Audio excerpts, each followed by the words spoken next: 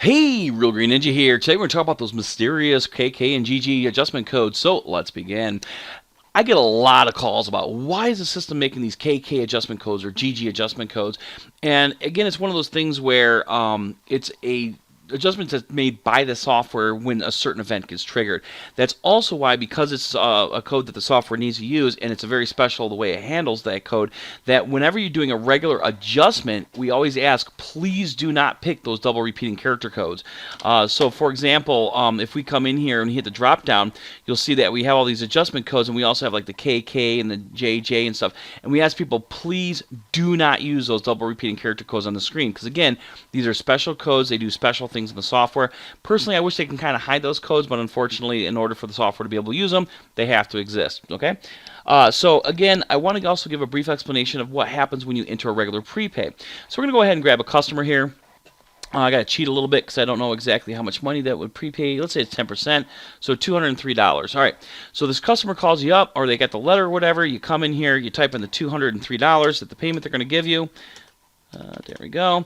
And then you're going to tie the codes to these prepay discount, and then you're going to save and post the payment. Now, you won't see it, but essentially what happens is the system will take there and put a credit on the account and then move it up into that prepay balance. But it does it in one step. So again, you don't see it in the history or anything like that. But like I said, it technically is adding money to the account as a credit, and then like I said, moving it up to prepay balance, because you have to put the money on the account and then you assign it to your prepay codes.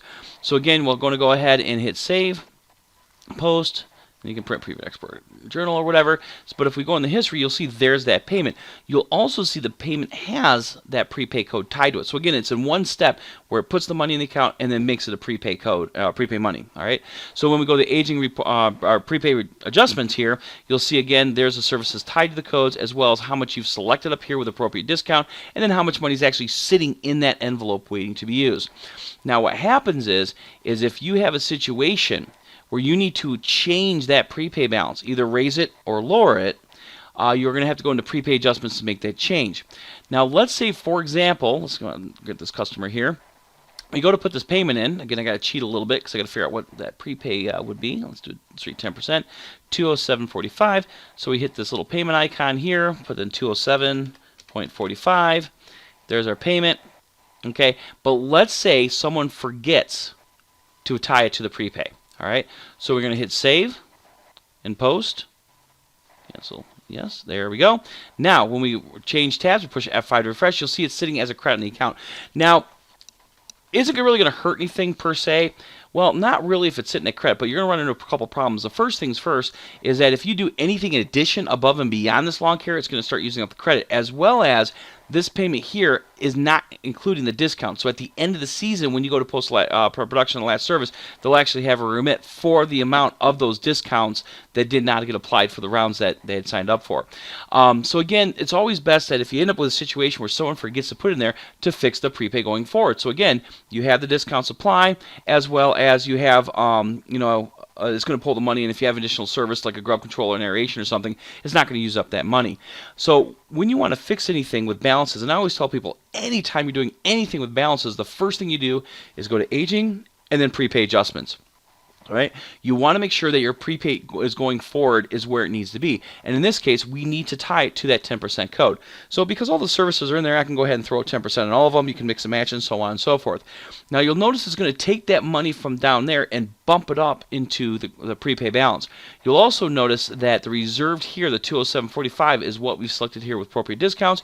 Balance is how much sitting in the envelope, and those numbers match because we need to have enough money to cover what we're signed up for, or what they signed up for the prepay. When we hit apply these changes, because we're increasing or raising the prepay, what's going to happen, it's going to trigger a KK code. So again, if we go to the customer's history tab, you'll see all we have in there is that payment. Now when I hit apply these changes, yes, you'll see there's that KK code. So we raised or increased the amount of money that's in that prepay balance, and that's why we got the KK code. All right, now let's say the customer wants a refund, or let's say something happens and they need money applied to something else. When you go to prepay adjustments, when you disconnect or you change the amount of discount or whatever, when we'll change how much money is in here, it's again going to create one of those double letter prepay codes like the KK or GG prepay adjustment codes. So you'll see here, I'm going to lower or reduce the amount of money that's in that prepay. So when I hit apply these changes, guess what's going to happen? We're going to get a GG adjustment code because we lowered or decreased the amount of money that's in that prepay balance. Now, in a perfect world, you would never have to worry about seeing those because as you post production, it's going to use up the money and so on and so forth. But again, sometimes people make mistakes, things get messed up, and again, that's why you have it in there. So let's say you come into a situation where you have a customer that has services, but no one's ever put a payment in for it, and you tie it to a prepay. So again, let me pause. Let's see here. Take a look for a customer here where you get that situation.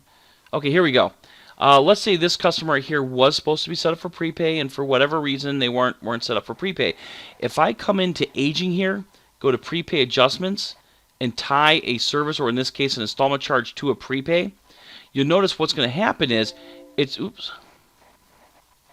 Sorry about that. I realized that was kind of a bad example, so I kind of paused it there and got a better one. So rewind just a little bit.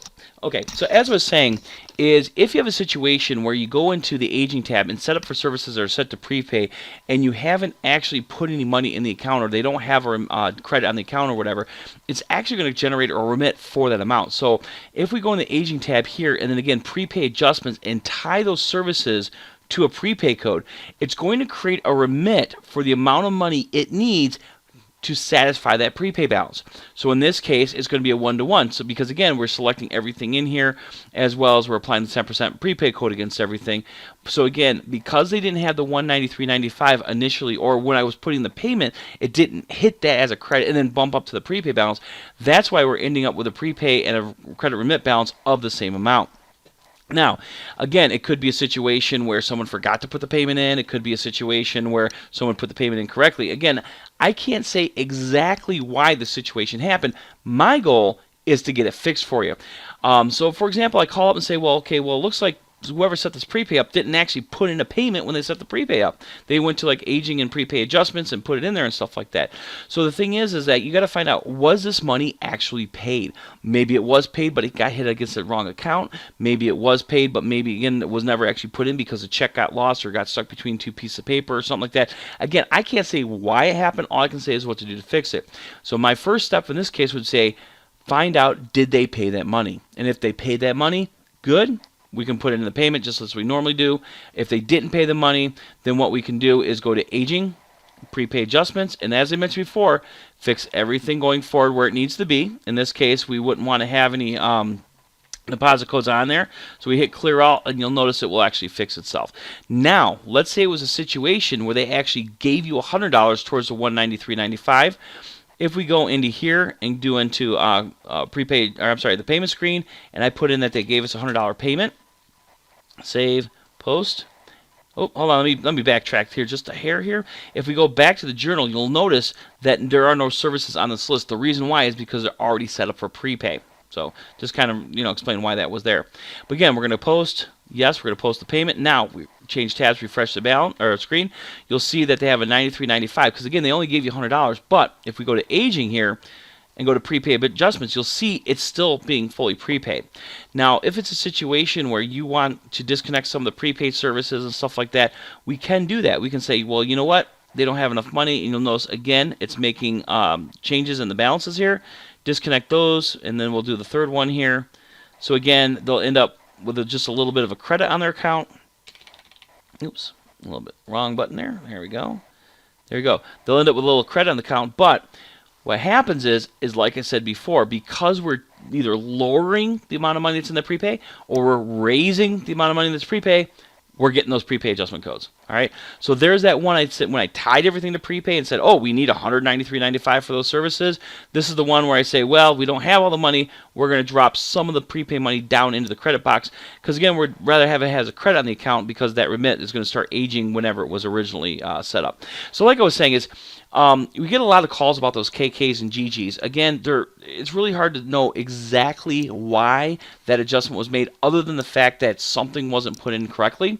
And again, my goal is to try to get it to work for you. But keep in mind, KK means money was put into the prepaid, the raise the prepay balance, and the GG was to lower the prepay balance.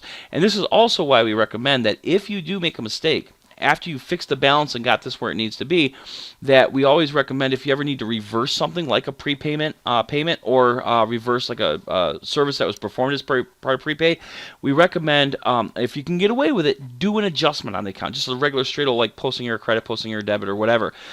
Because again, when you start reversing prepaid services and stuff like that, sometimes things go a little wonky, but there are some situations where you have to do it, and of course we'll do it and we'll help you out there. But like I was saying, for the most part, KK means you're increasing the amount of money in this balance here.